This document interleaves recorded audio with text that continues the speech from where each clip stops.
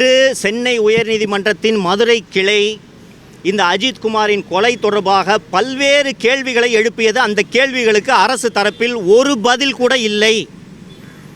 Special டீமை அஜித்குமாரை pickup பண்ணி விசாரிக்கிறதுக்கு கூட்டிகிட்டு போனாங்கன்னு சொல்லும்போது ஸ்பெஷல் டீமுக்கு இந்த பணியை உத்தரவிட்டது யார் என்ற கேள்வியை நீதிமன்றம் ஸ்பெசிஃபிக்காக எழுப்புகிறது. இல்லை சார், அவங்க ஸ்பெஷல் டீம் எல்லாத்தையும் மானிட்டர் பண்ணுவாங்கன்னு சொல்லும்போது எப்படி அவர்களுக்கு தெரியும் யாரின் கீழ் அந்த தனிப்படை செயல்படுகிறது என்ற கேள்விக்கு அவர்களிடம் பதில் இல்லை. சார், அவங்க சோஷியல் மீடியாவை பார்த்து இந்த நகை திருட்டு தொடர்பாக விசாரணைக்கு அழைத்து சென்றார்கள் என்றால் எஃப்ஐஆர் இல்லாமல் ஒரு நபரை நீங்கள் எப்படி கைது செய்தீர்கள் என்ற கேள்வியை நீதிமன்றம் எழுப்புகிறது.